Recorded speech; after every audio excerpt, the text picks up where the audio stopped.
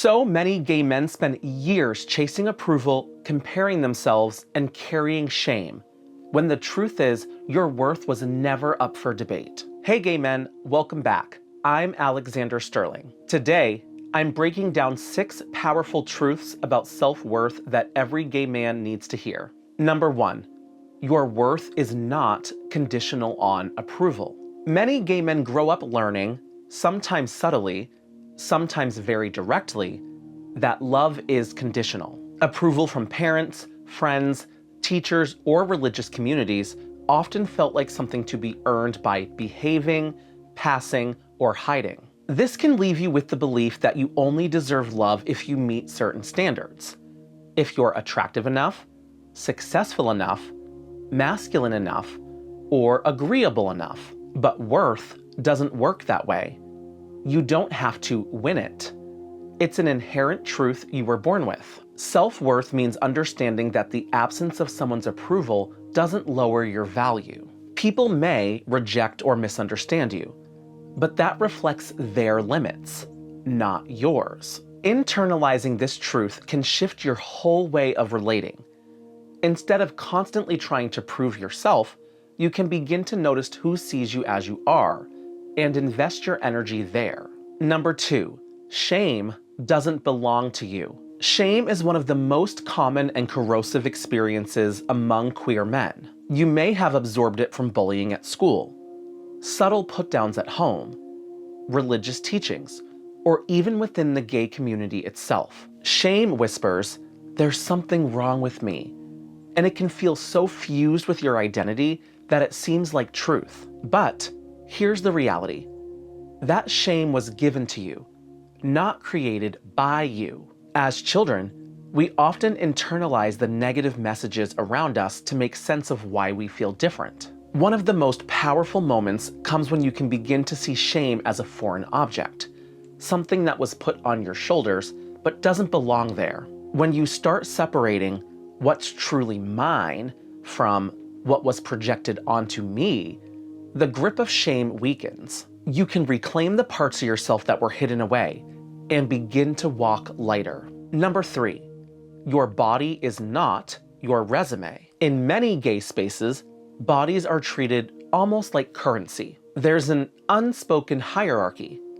Abs, height, age, skin color, masculinity, all become qualifications. And while taking care of your body can absolutely be a form of self-respect, it should never be confused with being the sole measure of your worth. Your body is not your resume.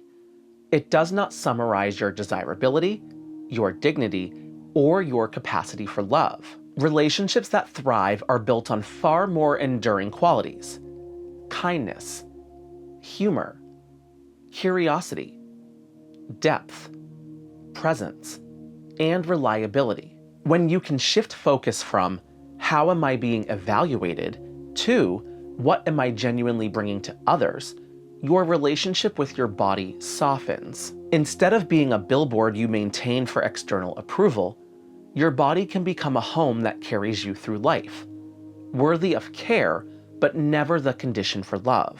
Number 4, comparison steals your peace. One of the most persistent traps for gay men is the cycle of comparison. Social media feeds, dating apps, and even community gatherings can feel like endless auditions, where you silently measure yourself against others.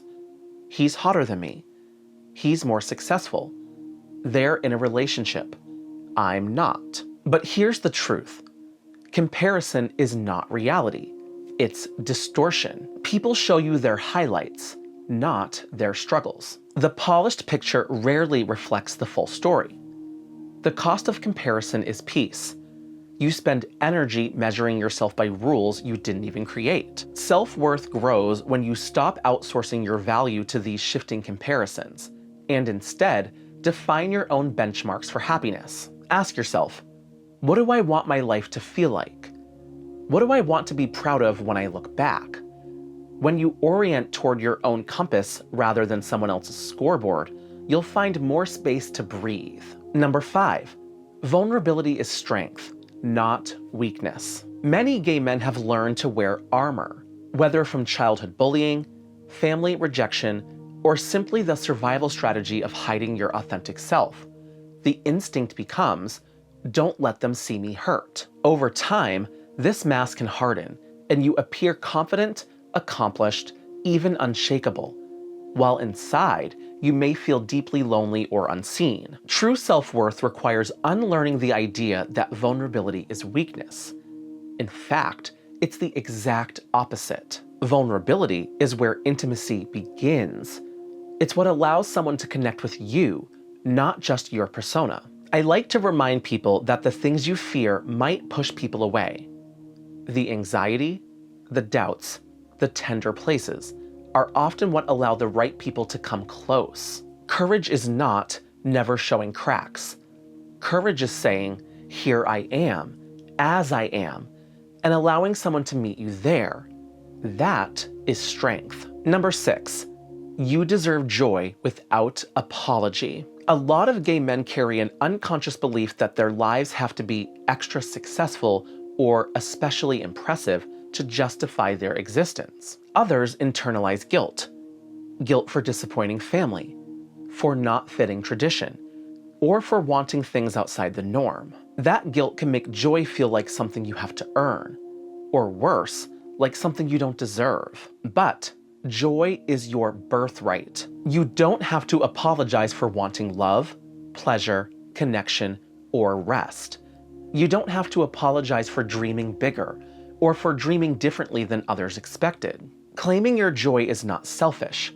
It's actually a profound act of healing. When you allow yourself to embrace what lights you up, whether that's a relationship, travel, art, intimacy, or simple peace, you're not just living authentically. You're also undoing generations of shame. Your joy itself becomes an act of resilience. At the end of the day, your self-worth isn't something to earn or prove. It's something to finally claim.